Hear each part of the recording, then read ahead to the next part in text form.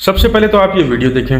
اعلیٰ حضرت فاضل بریلوی نے اپنے زمانے کے اولیاء کے سپرد ایک کام کیا، فرمایا میرا دل تلاش کر کے لاؤ کہ میرا دل کہاں۔ جماعت اولیاء نے سوچا کہ دل جائے گا کہاں، دل سینے میں ہوتا ہے۔ صدر احمد رضا پر نگاہ ڈالی، دل نظر نہ آیا۔ پوری بریلی کو ٹھان مارا، احمد رضا کے دل کا پتہ نہ چلا۔ آسمانوں کی بس چھاتی پہ نگاہ ڈالی، دیکھا قلب احمد رضا کا پتہ نہ چلا۔ کوہساروں میں تلاش کیا، ریگستانوں میں تلاش کیا، تلاش کرتے کرتے یہ جماعت اولیاء مکہ شریف پہنچ گئی۔ مکے کی وادیوں میں تلاش کیا، تلاش کرتے کرتے یہ جماعت اولیاء مکے کی گلیوں میں پہنچ گئی، مکے کے باغات میں پہنچ گئی، حرم کعبہ میں پہنچ گئی، حدیم کعبہ میں تلاش کیا، قلب احمد رضا کا پتہ نہ چلا۔ مینا کی وادیوں میں تلاش کیا، عرفات کے میدان میں تلاش کیا، صفا اور مروہ پہ تلاش کیا۔ تلاش کرتے کرتے یہ جماعت اولیاء مدینہ شریف پہنچ گئی، مدینے کی گلیوں میں تلاش کیا، مسجد نبوی میں تلاش کیا، قلب احمد رضا کا پتہ نہ چلا۔ تلاش کرتے کرتے یہ جماعت اولیاء روضہ رسول پر پہنچ گئی، دیکھا کہ قدم ہے ناز رسول پر احمد رضا کا دل لوٹ رہا ہے، قلب ہے ناز رسول پر۔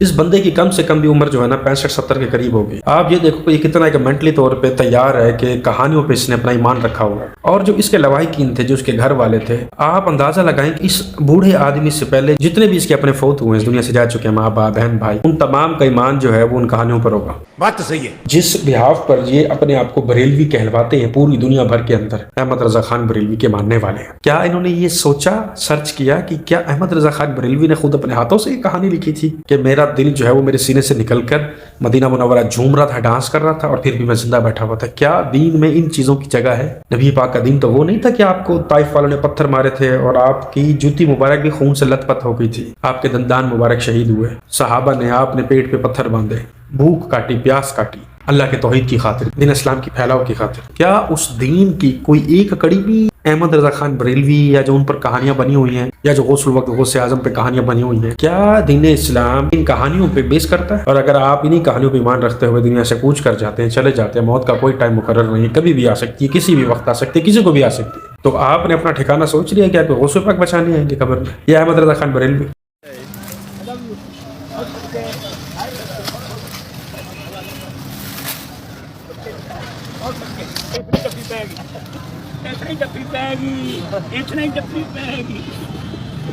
میرا پاپا پر نہیں کرنا چاہتا میرا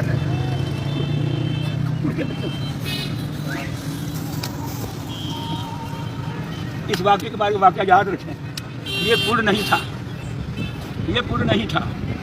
بابا جی کرنا تو کمینہ بابا جی ادھر سے آ رہے تھے، بابا چولیاں پڑے سب دیا ادھر پا نہ سکتا، پل نہیں تھا۔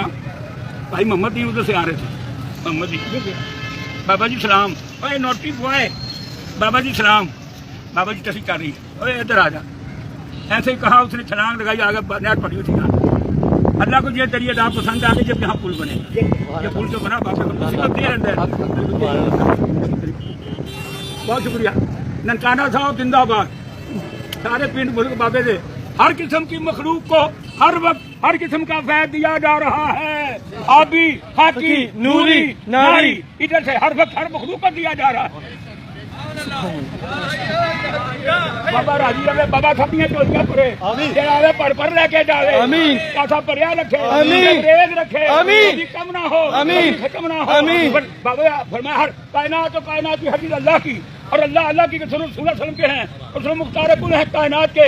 بابا جی فرماتے ہیں میرا ہاتھ مختار کل کی جیب میں ہے، فرمایا برکت علی کٹی جاتے ونڈی جا، کٹی جاتے ونڈی جا، تسی بھی ونڈی جاؤ، کار نہیں پینا، پانی کھلوا جائے تو بدبو دار ہو جائے۔ یہ خزانہ دارالخانہ کے بندے ہیں، یا حیو یا قیوم، یا قیوم یا حی یا قیوم یا حی یا قیوم یا حی یا قیوم یا حی یا قیوم یا حی یا قیوم یا حی یا قیوم۔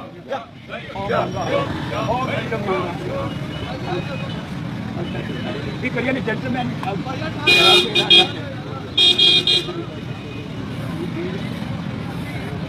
کیا حال ہے؟ کیا ہی شان بنائی ہے اللہ تعالیٰ نے انسان کی، اشرف المخلوقات، لیکن کتنی عجیب بات ہے کہ انسان اشرف ہونے کے باوجود ایک اللہ کو سجدہ کرنے کی بجائے ایک دوسرے انسان کو سجدہ کر رہا ہے۔ کیا یہ چیز اللہ کو پسند ہوگی؟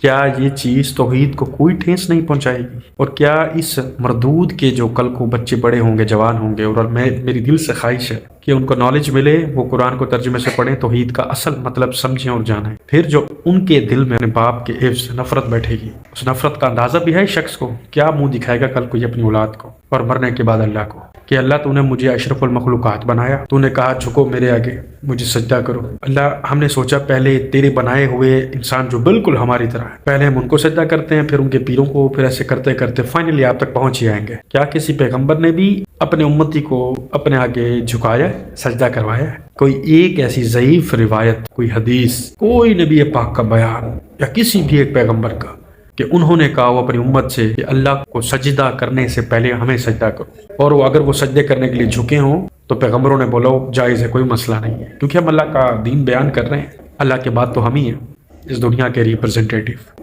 تو ہمیں سجدہ جائز ہے۔ اگر تو یہ دین کا حصہ ہے نا، تو پھر تو جو بھی آپ نے کیا یا جو بھی آپ کریں گے سب جائز ہے، اوکے ہے۔ اور اگر یہ دین کا حصہ نہیں ہے تو یاد رکھنا تمہارے جیسے لوگوں کے حوالے سے اللہ تعالیٰ نے قرآن مجید میں یہ فرمایا ہے کہ ان کا آخرت میں کوئی حصہ نہیں ہوگا۔ کن کا؟ جو مشرک ہے، ان کا جو منافق ہے، اور جو یہ کام کرتے ہیں وہ یہ سوچ لیں کہ سجدہ صرف اللہ کے سامنے ہے۔ ہمیشہ دل سے ایک ہی دعا نکلے کہ میرے مالک جتنا بھی محتاج ہو جاؤں، غریب ہو جاؤں، سر جھکے تو صرف آپ کے آگے، اس کے علاوہ سر جھکے تو کٹ جائے۔ یہ نظر، یہ نیاز، یہ میلاد، یہ قیام، یہ سلام، یہ عرس، یہ کاغذ، یہ چادر، یہ اگربتی، یہ موم بتی، یہ فاتحہ، یہ درود، یہ کھچڑا، یہ ملیدہ، یہ حلوہ، یہ شربت، کیا ہے؟ سبحان اللہ، سبحان اللہ۔ لوگ کہتے ہیں ناجائز ہے، ان سے پوچھئے کیوں ناجائز ہے؟ کہ حضور کے زمانے میں نہیں تھا اس لیے ناجائز ہے۔ ان سے کہیے کہ حضور کے زمانے میں تو آپ بھی نہیں تھے، کہ آپ بھی ناجائز ہیں؟ جس کا عقیدہ وہی بولے، باقی زحمت نہ کرے۔ ہر صحابی نبی، میں تو محفلوں میں، تنہائیوں میں اپنے دوستوں سے، ساتھیوں سے کہتا ہوں شکر ادا کریں کوئی بابا جاگ رہا تھا، کوئی زندہ ضمیر ہستی کراچی میں جاگ رہی تھی، ورنہ ہوا ایسی چل رہی تھی ہمارے سیجوں پر قرآن کے نہیں ایران کے عقیدے پڑے جا رہے تھے، قرآنی نہیں ایرانی عقیدے پڑے جا رہے تھے۔ کوئی ہستی جاگ رہی تھی، ہر موقع نباز وقت ہونے کا ثبوت دیا ہے، اور ایک نعرے میں ساری ان کی محنتوں کو ضائع کر دیا ہے۔ جو ان کا خبث باطن تھا، جو بد عقیدگی کی فضا تھی، ایک نعرہ لگایا، سب کو ختم کر دیا، اور وہ نعرہ کیا تھا؟ ہر صحابی نبی، ہر صحابی نبی۔